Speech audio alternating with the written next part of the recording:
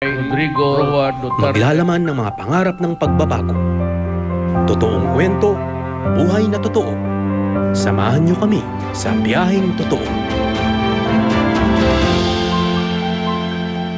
Sa lahat na sektor ng paggawa, wala nang masihirap pa sa mga mangingisda.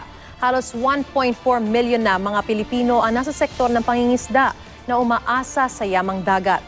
Ngayong may sigalot sa West Philippine Sea, tila lumiliit ang kanilang karagatan.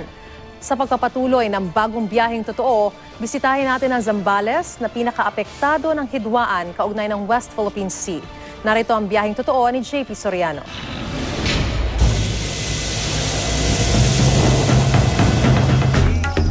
Kung ang tubig ay buhay at ang dagat ay biyaya, kabalinto na ang may tuturing na ang mga mangingisdang gaya ni Mang Jose madalas nakakaranas ng gutom. Galing sa magdamagang pangingisda, umuwi siyang walang laman ang bangka.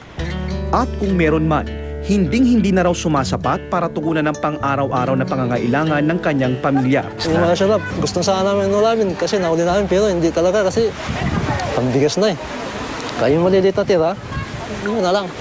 Pinagtsatsagaan. Ang malunggay at kaning nakahain bilang pananghalian, kanila na ring agahan at hapunan. Katapat nyo lang yung dagat pero hindi kayo makakain ng isda mismo minsan. Nakakaya man sabihin kung minsan, isang beses ang araw na lang. Kahit pangit ang panahon, pipilitin pa rin kasi kailangan makaano. Pero kung kailangan wala. 2 taon nang tigil sa pag-aaral ang panganay na si Jovelyn. Di malayong ganun din ang kapalarang naghihintay sa 4 pa niyang kapatid. Ang inaano ko lang yung ang ayaw ko sana kahit ganitong magkasakit ang mga anak ko at walang-wala talaga. Yun ang pinakamasakit na kung saan ako mag-aanap ng pampagamot. Numero 1 pa rin pinakamahirap na sektor sa bansa ang mga mangingisda. Ang maayos na kabuhayan at proteksyon ng kalikasan, ilan lang sa 10 pinakamahalagang pangangailangan na nais matugunan ng maraming Pilipino. Di na nga makasabay sa operasyon ng naglalakihang commercial fishing vessels simula nang tumindi ang sigalot ng China at Pilipinas sa West Philippine Sea. Di na rin nakapaglalayag ang mga mangingisda ng Zambales sa Panatag o Scarborough Shoal. Pinapalis kayo? Pinapalis na kami. Anong sabi? Anong sabi sa inyo? Meron ba Sasabi lang nga yan, go. Bangga pa nga daw. Pag hindi kami alis, banggain daw kami. Busina ng busina tapos tersahan ka pinaalis. Yung binumbahan kami, meron ng binabangga yung bangka. Kaya siyempre, sino ba naman hindi matatakot na ganun? Dahil pangingisda ang pangunahing kabuhayan ng Zambales, ito rin ang isa sa pinakamalubhang apektado sa mga probinsyang nakaharap sa West Philippine Sea. Dapat yung mayroon na tayong malaking barko talaga sir na pang talaga doon sir na steady na talaga doon sir na para na doon talaga yung security, naka-monitor talaga doon. Taong 2013 nang huling makabiyahe ang bangkang ito sa Scarborough Shoal upang makapangisda. Pero matapos nga itong bombahin ng tubig ng grupo ng mga barkong Chinong nagbabantay sa lugar, ay natenga na ito dito. Hindi na muli nakabiyahe pa at nagisimbolo ng kahirapan at nanganganib na pangkabuhayan. Sa pagdilim ng kalangitan, baka sa mukha ni Mang Jose ang lubos na pag-aalala.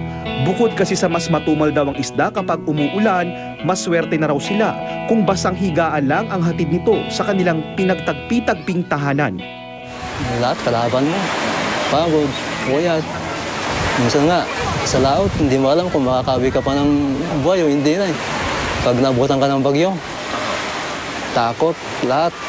Lahat na lang, sinasabi mo sa Diyos ko, madilit pa yung mga bata. Huwag mo na.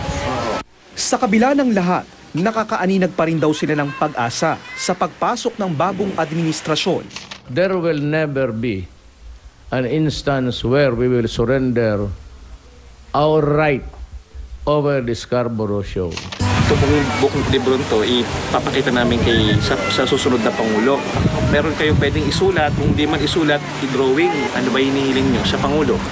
Dahil hirap magbasa at magsulat, sa pamamagitan na lang ng pagguhit ipinarating ni Mang Jose ang kanyang mensahe.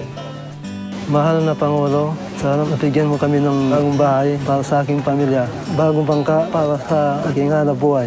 At higit sa lahat, sana mabawi ng Pilipinas ang Isla Scarborough para kami makapangisda at ligtas na aming paglaot. Nagmamahal, si Murphy.